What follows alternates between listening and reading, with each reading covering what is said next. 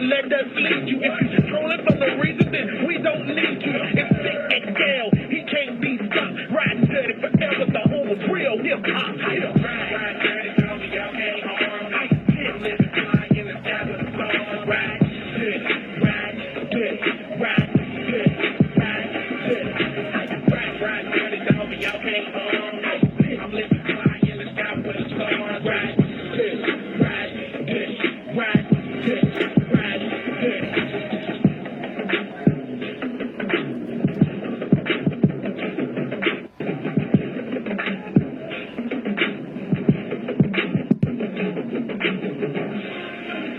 What up, what up, what up, what up, what up, what up, what up, world?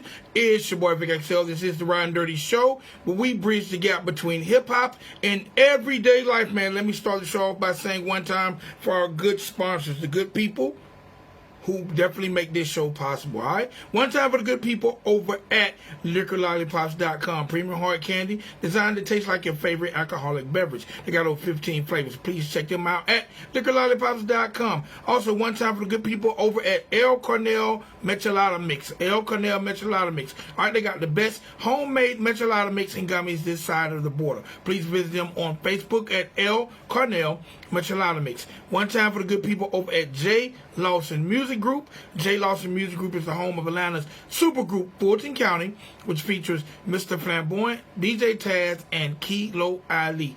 And last but not least, man, one time for the good people over at 100 Band Run Luxury Clothing Company. All right, luxury clothing brought to you by the Burning 50.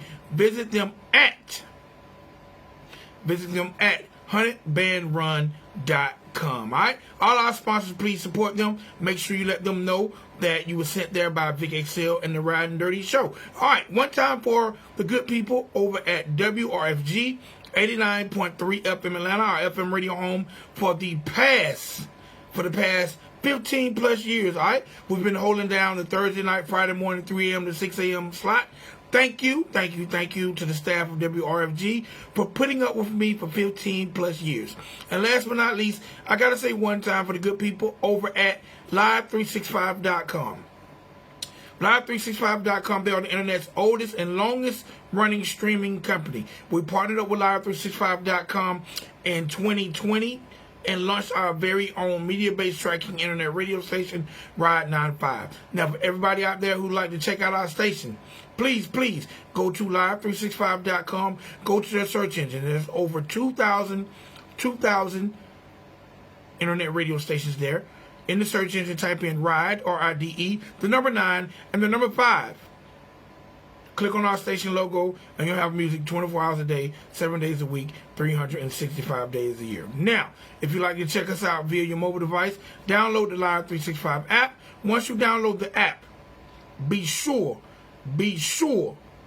to go to the search engine, type in RIDE 95, click on the station logo, and there you have it. Music 24 hours a day, 7 days a week, 365 days a year. I gotta say one time for everybody who checks us out on Facebook Live Monday through Friday at 6:30 p.m. and you check out our live song battle, The Duel. So everyone stay tuned. We'll be locking it in at 6:30. Okay? Alright. Now, ladies and gentlemen, boys and girls, I've got all that good stuff out the way. I'll let you know about our amazing sponsors. I'll let you know how to check us out on FM radio. I'll also let you know how to check us out on internet radio. Now it's time for you to check out the people that are definitely doing their thing, moving and shaking. The people that are definitely changing our culture, minute by minute, second by second, day by day, hour by hour. If you got a story to tell, this is the platform for you. Whether it's through arts, entertainment, music, philanthropism, entrepreneurship. If you're just all around good person, this is the platform for you. So, ladies and gentlemen, boys and girls, welcome to the Riding Dirty Show. Female R&B and soul artist, singer, songwriter, Miss Gaviana. How are you doing today, ma'am? Hi. It's actually pronounced Gaviana. Gaviana. Yeah. And I knew I was going to mess it up. Gaviana, okay? Gaviana, welcome to the show. Thank you for having me. Thank you. Now, I got to ask, am I the first person to mispronounce that? No, you're not, unfortunately. Okay. At least I'm in company with other morons. Yeah. All right, so Gaviana, first of all, I want to say I humbly welcome you to the show. Thank you for taking time out to talk to us. Thank you. Thank you for having me. All right, now, I want you to let the people know how and when. You know what? Let's rewind. I'm getting ahead of myself. First and foremost, let the people know where you're from. Then let them know where did your love and passion for the music business come from and when did it start? Okay, so I'm from Valley Stream, New York. That's in Long Island, New York. And I don't really remember my first passion like in music. All I can know, like I got involved in music at the age of 8 when I started learning how to play piano. And like I don't know, something just in me just kind of sparked of like one day I was watching like Disney Channel, and I remember I was watching like Cheetah Girls or like Hannah Montana, and they were like performing and singing and stuff like that. And I was little too, so I was like, "Yo, I wanna do that. Like, I want to perform on stage and do all of that." So basically, all throughout my adolescence, every time I had a chance to perform and sing for the crowd, I always took that chance, you know.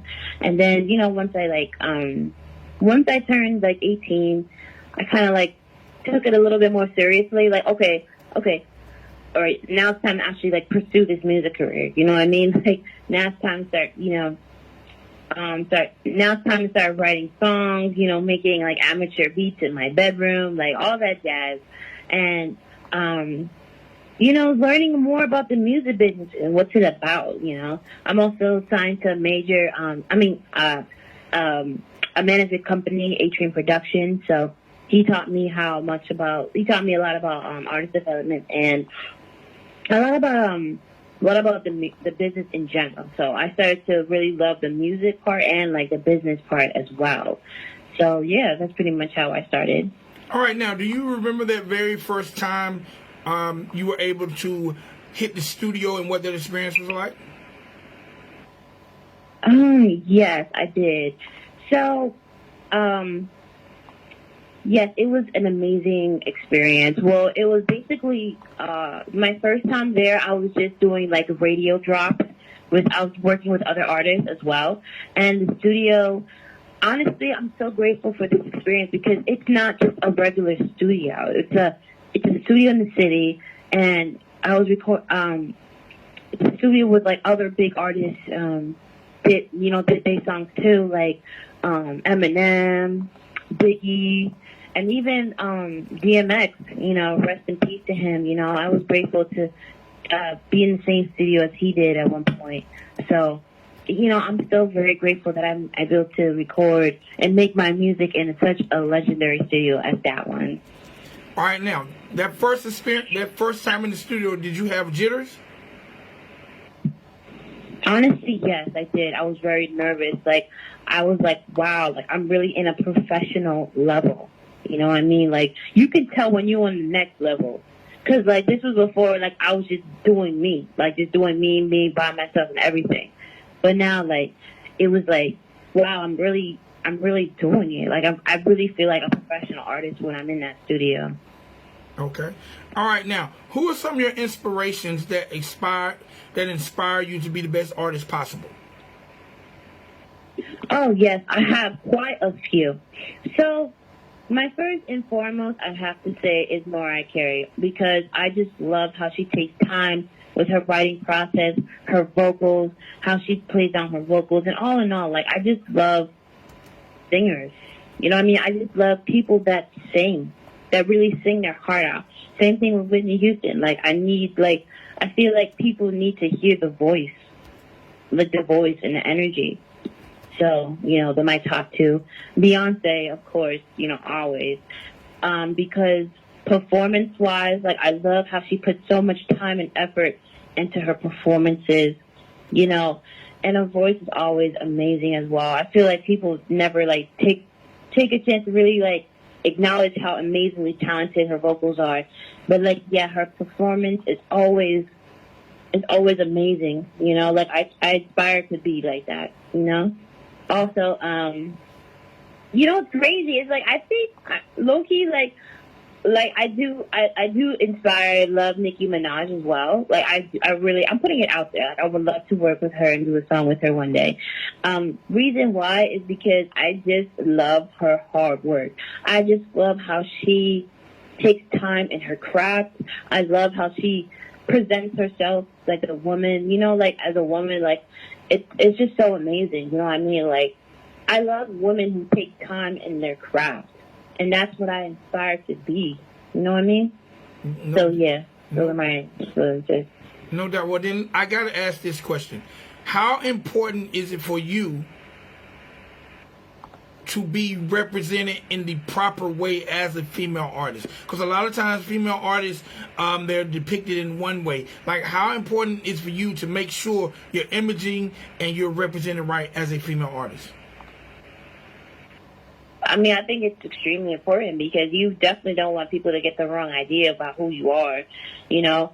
And it's also about being like with the right team. You know what I mean? You got to have a team that will be able to listen to you, that, you know, can switch ideas around, you know what I mean? You know, and at the end of the day, it's really about the art, you know, like they got to match, they got to understand like what I'm going for, like as a brand, as an artist. So as long as you have a good team behind you that supports you 100%, that understands your vision, you know, I don't think I have that to worry about. But as a but if I want to be represented, like it all comes down to me and my team. But I feel like most importantly me, you know, because I'm the one that controls my socials and everything like that. It's all on me. So yeah, like, you know, obviously I know how to present myself, but you know, social media will try to like switch it around. But like I'm not really worried about any of that. You know, I have a good team on my hands. I'm very grateful for, and you know, I'm a smart woman, so I'm not worried about that at all. Okay. All right. Let's talk a little bit about your team. How did you get with A-Team Management, and how has that experience been so A-Train. far? A-Train Management, and how has that experience been for you so far? Okay, so I met them like a few years back when I was really like independent, meaning it's just me and myself and I. So basically I was able to score an interview at a radio station. It was in my hometown actually, and I met my, you know, future manager Peterson and another guy. They were promoting like Guns Down Life Up. And I was promoting my song at the time, and you know, like I sang for him, you know, and we stayed in contact for a little while. But it only took like a couple of months until he really actually like signed me under his manager company because, you know, I guess he wanted to see if I was actually serious about, you know, doing music and whatnot, which I understand. Yeah, so we've been inseparable ever since. You know, he developed me, you know, helped me become the artist that I am today. You know, he taught me very much about what the business is and what's it about, and I'm very grateful for that. So yeah, that's pretty much it. Okay. Now, a lot of times, going back to females in the industry, a lot of times females have a hard time being taken serious when it comes to their talent, their writing skills. A lot of times, especially when it comes to the studio and recording, you know, producers look at them different than their male counterparts. Have you had any experiences like that? I don't think so, to be honest with you. Like everyone, you know what it is? Like you know what it is? Like when I'm doing showcases or stuff like that, I think now that I think about it, I think I do, you know, because I used to do showcases with a lot of like male rappers and stuff like that. And they look at little old dancey me and they don't take me serious. They look at me up and down and they probably look at me like, okay, she's not, you know what it is? And plus, you know, all right, she probably, you know, until they see me perform, I'm like, oh shit, she's actually like, I'm so sorry. Yeah,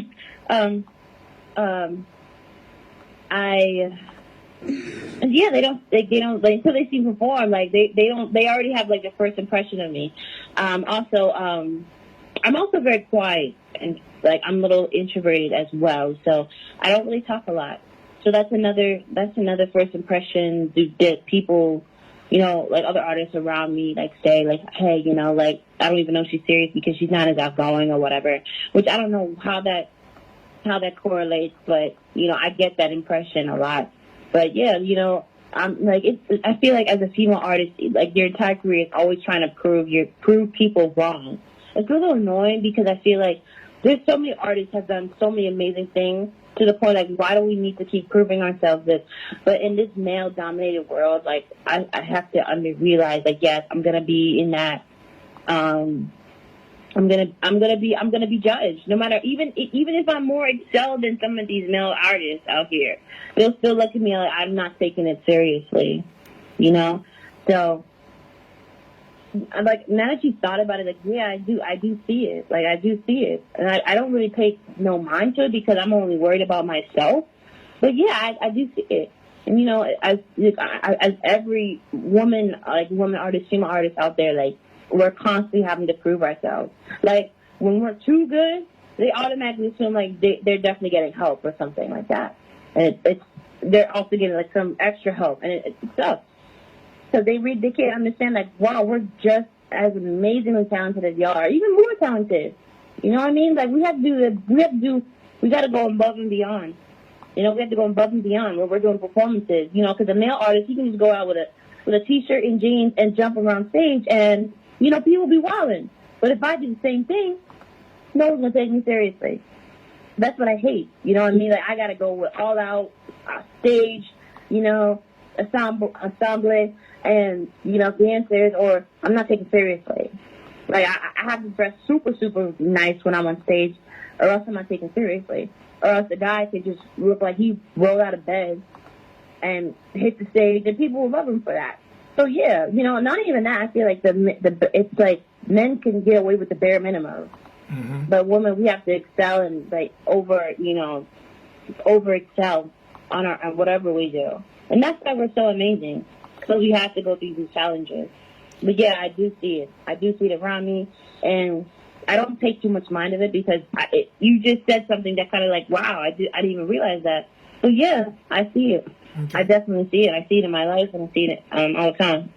Okay. Now let's talk a little bit about social media. How has social media and the World Wide Web affected how you get your music to people who might not normally know you or people you might not normally can reach out and touch? Honestly, social media has been super, super helpful in my career as of right now. Because the thing what people don't realize is that you have the power to get in touch with thousands, if not millions of people around the world if you don't use your tools correctly. That's why I feel like a lot of artists don't get that. You know what I mean? Especially when the pandemic hit, when we couldn't really go anywhere. Like, all I had was social media. All I had was online to get in touch with hundreds of thousands of millions of people. Just using my phone, I was able to get everyone from around the world. So obviously, I mean, it's 2021 now. If you don't have a social media, if you're an artist and you don't have a social media presence, I don't know what to tell you. Because, that old day and age and stuff like that, how we, a lot of us, some old heads grew up when, like, I get it, like they did the CD passing and whatnot. But your best bet is social media. Like, learn how to market on social media, and I promise you, your career is going to skyrocket. This is why a lot of independent artists are thriving the way they are. Because they're using social media as a tool to help them gain, the momentum that they deserve. This is why a lot of small businesses are excelling the way that they are, because they're using social media to their advantage. Okay. Social media is definitely the new future, yeah. No doubt, no doubt. All right, now, has there been any point in time in your career that someone has reached out to you on a social media platform in an area that you had no clue had even heard of you? I mean, I had a few. I definitely had a few because I do market myself like almost every day on social media. So I usually come to them first. But actually, I did. It wasn't a while back. Like, I think one of my followers shared my song to their friend or brother, and they hit me up on Instagram. So that was cool. Yeah. All right. Now, I got to ask, pursuing the music business can be very complicated and time consuming. How do you balance your personal life and your pursuit for music? I mean, if I'm being honest, a lot of us, everyone has 24 hours in a day. We all have the same 24 hours, and you if I'm being realistic, like I don't really have a lot of time, if you're a regular person who does 9 to 5 and doing music on the side, you have to make the time, because if this is your life, if this is your passion, you have to make the time, because this is your dream career. This is something you want to do for the rest of your life. You don't want to do that 9 to 5 for the rest of your life, but you need that resources to help get where you need to go. So they have to go hand in hand. That's how I look at it. And yes, it's going to be a little bit tiring, but it's going to be worth it in the future. That's how I always have to look at it. Because I think we all have to work a few jobs where we don't want to, whether it have to be pay our student loans or have to pay our certain bills, but it's really, we have to make the time. And I understand that we're tired and stuff like that, but it doesn't have to be 5 hours, just an hour or two. Just dedicate to your music. Every day, if you can do that every day, then you're already excelling. You're already more farther than you need to be. Thankfully, I'm very grateful. During this pandemic hit, I didn't have a lot. I have a lot more time on my hands because I did lose my current 9 to 5 because of what happened in the pandemic. But instead of woeing about it, crying about it, I actually took that time to focus on my music career. And if it wasn't for this time, I probably wouldn't be where I am at today. So, take advantage of any situation that you're in, because not everything is woe is me, boo is me. If something happened, take advantage of that situation to make it out for the better. All right, now I realize that you have quite a few visuals to a lot of your music. How important are those visuals for you?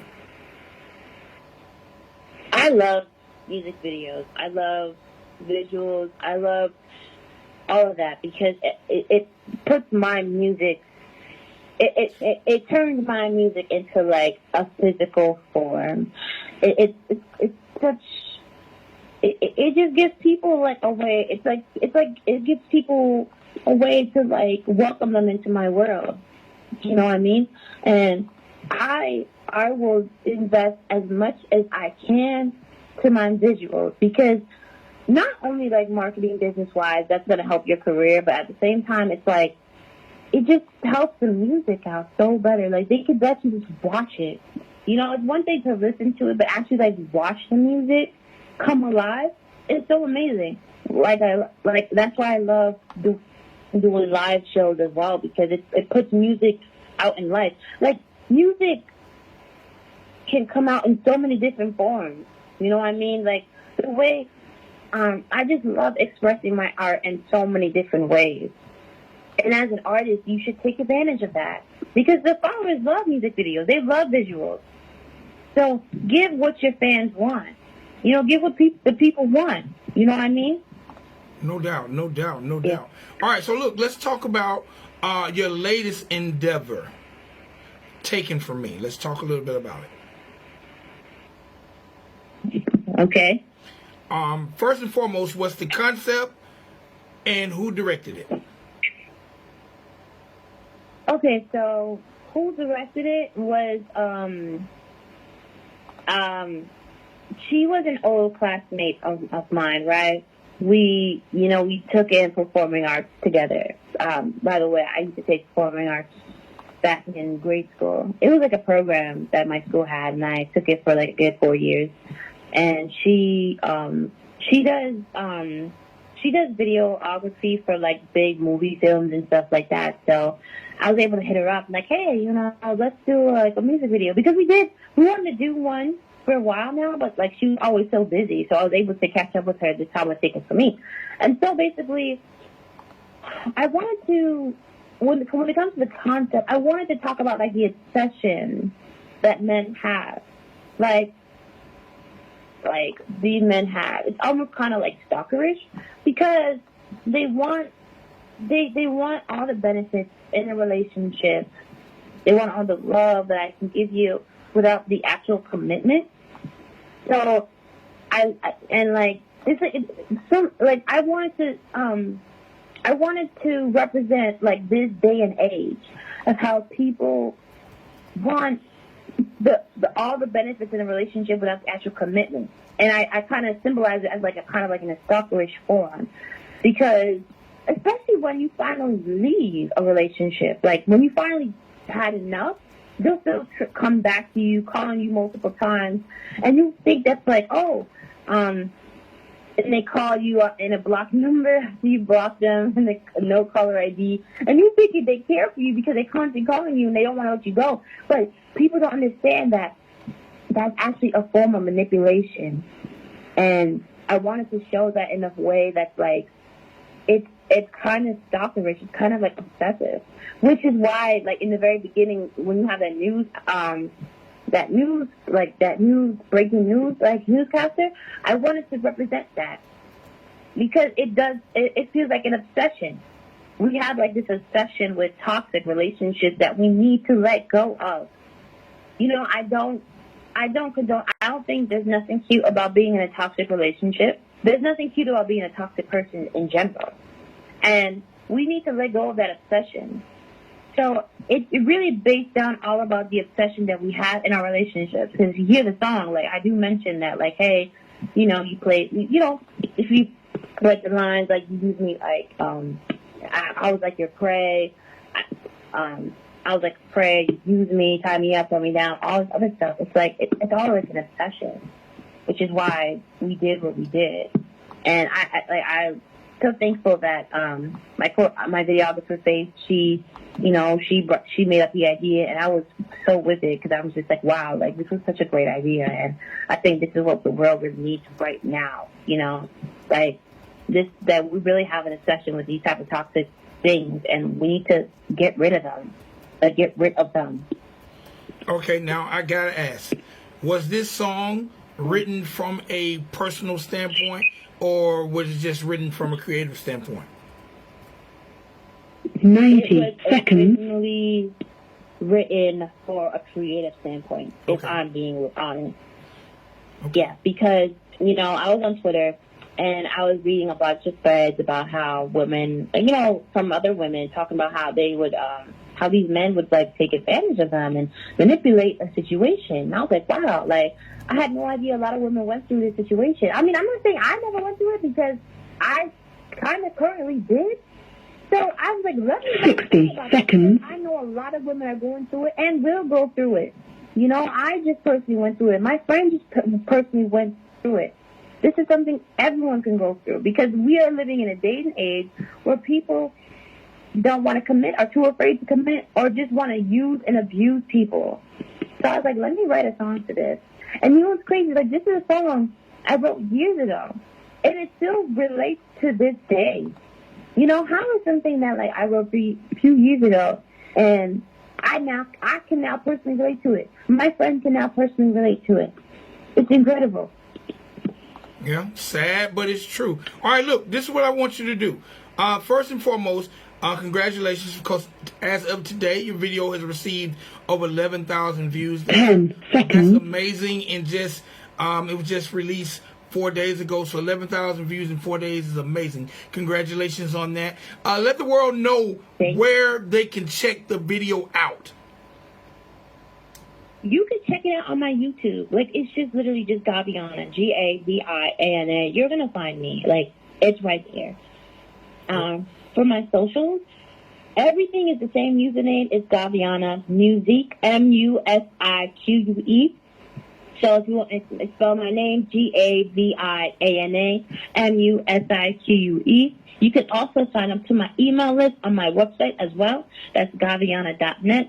The same username for everything: Twitter, Facebook, and Instagram. I also have a TikTok as well. Same username, everything.